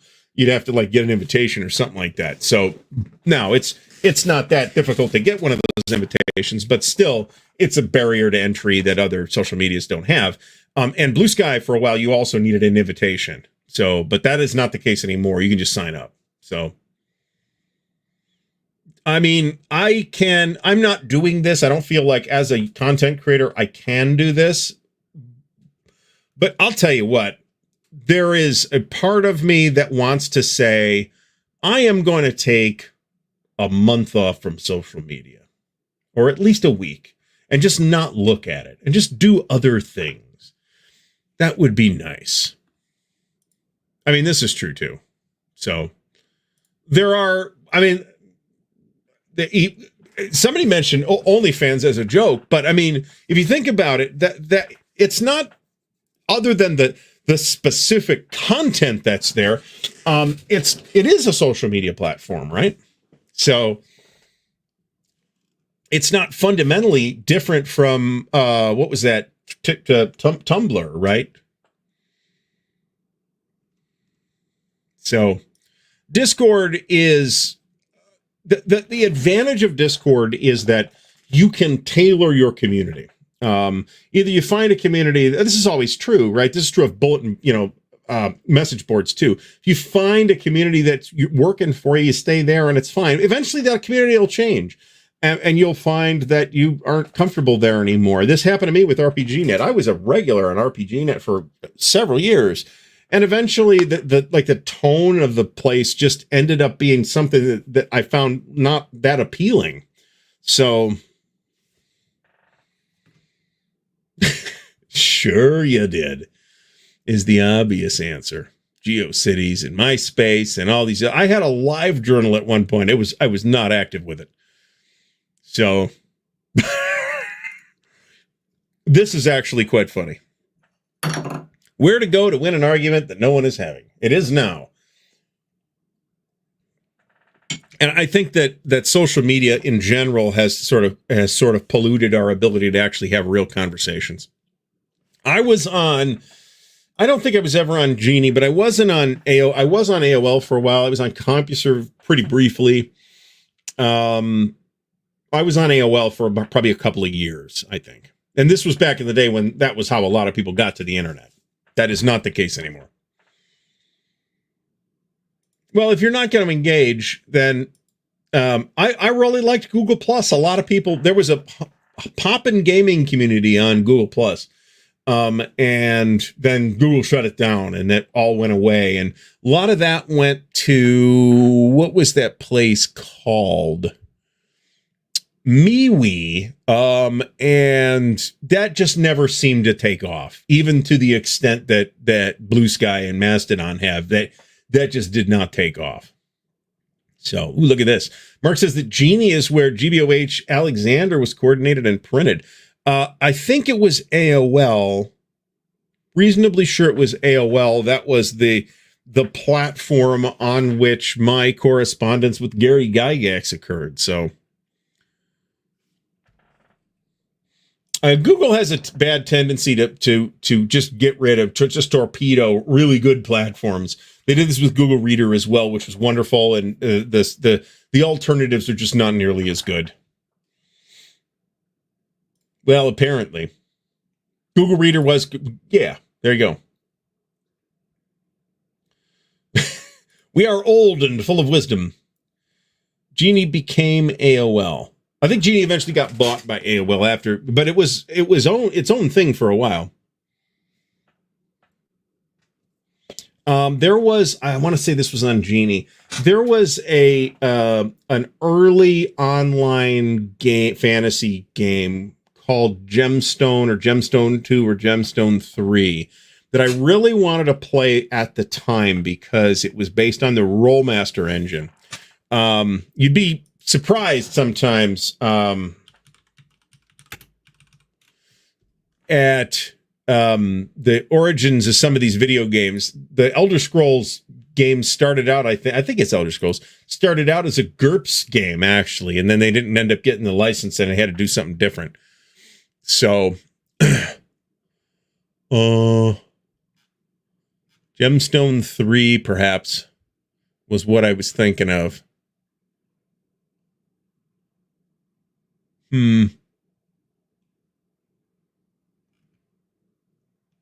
Yeah. Maybe it was Gemstone 2, though. I don't know. But it was one of those. Oh, God. The I forget the guy's name now. After just read the pioneer of the BBS just passed away. That whole thing where you paid by the hour was just insane. Just insane.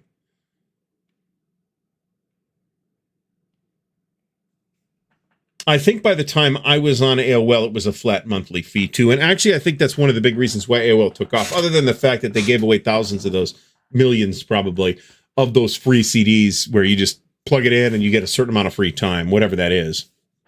So I do recall using an acoustic modem with a handset and all that stuff. That was flaky. That was flaky. Ward Christensen, there you go. Thank you, Albrecht. John Z. from the sunny Philippines. Thanks for stopping by. I remember it was a big deal when you got your 2800 baud modems. Hilarious that would be considered anything other than trash now. I actually had a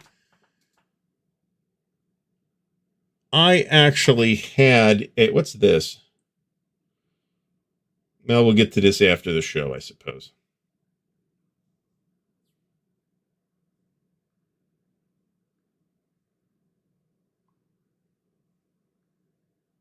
There you go. The party line. Yeah, how about that? I mean, I am certainly old enough to remember rotary phones. Although, I think by the time I bought a phone, I'm pretty sure rotary phones were maybe still available, but not a thing that anybody actually bought if you bought a new one anymore. So, even there was a phone mounted on the wall when we bought the house, and it was one of those old touch tone phones with the buttons, not the rotary kind. Wow. This is the kind. There are people who collect this kind of old computer stuff. I am not that guy. I'm not going to be a collector of old computer parts. I want nothing to do with that. I did a purge of just random old cables and other bullshit that I don't need anymore. So,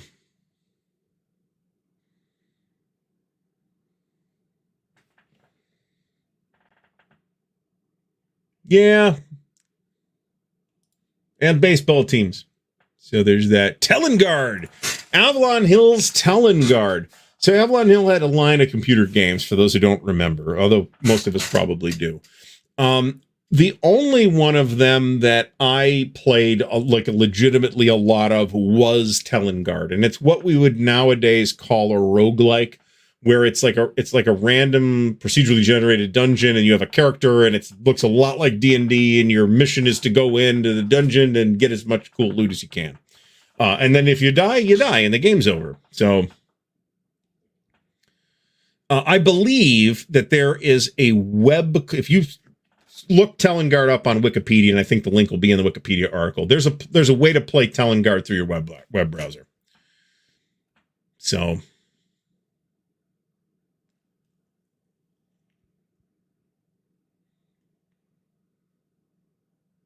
Oh, there you go. So my wife's got family in Mountain View, so we've been there, and there's a lot of cool stuff in Mountain View, actually. However, the complimentary Google free internet for residents of Mountain View is bullshit. It is terrible. So, Crush, Crumble, and Chomp. Yeah, I remember that.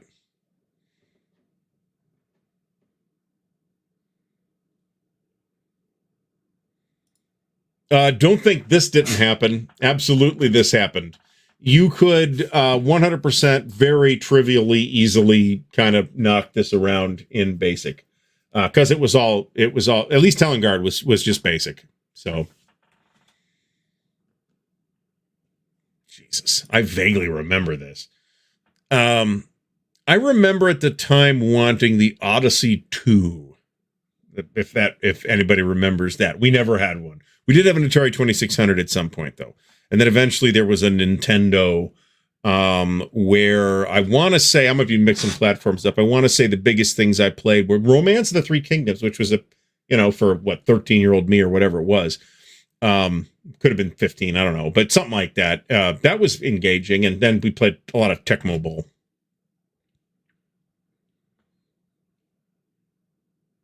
So Mountain View is a cool town. It's just expensive to live there, and the free internet. So get your own goddamn internet. So is the lesson there. There you go. There you go. And Television, on the other hand, had the official Advanced Dungeons and Dragons video game at the time, which was dreadful. But then again, I didn't really like the Atari adventure game either. Oh, cool. I don't think I've ever actually worked on a computer that had the large floppies. I don't mean the large floppies, the 5 1/4 inch. I mean the large floppies, the like 8 or whatever inch that Joe Faust is talking about. I was like paying attention when those were a thing, but I never had one. And it was smaller than a record album, I guess, but yeah, god damn it. God damn it. We're all old here now. Where's my pants? Wow. The 8-inch, like, I don't remember that. I'm not saying it wasn't in the movie, but I don't remember that. I do remember the analog modem, though. No doubt about that. All right, folks, we're just about out of time here. I did get some editing done last week, and you have now seen most or all of those videos, and now I have more editing to do. So hopefully we will get some of that done this week, so you will see some of those videos this week. Otherwise, Dan and I will be on tomorrow, and at the moment, it's just me and Dan. So, but I want to thank everybody for coming out tonight. We had a little bit lower viewership here tonight. Mostly that's probably because I just didn't stay on topic and randomly talked about whatever bullshit people were talking about, which is fine. It's fine. So, yeah. So these, the Apollo program stuff, stunningly primitive by modern standards. So, all right. So everybody have a great rest of the night. I guess we're going to call it 2 minutes early or so, but that's okay. We do have some more videos coming. I've probably am at a net higher on the editing queue than I was last week, actually, because I got a bunch of stuff done, but I added several things. So there's all that. So anyway, I'm not arguing with Stigler on this. I rolled shitty physical dice too, though, so maybe it isn't that. So this was a very relaxed show. Hopefully everybody had a good time. We'll be back next week with possibly a more structured title. In the meantime, everybody have a great rest of the night. We'll see you all again soon. How do I make this work? There you go. I figured out the outro.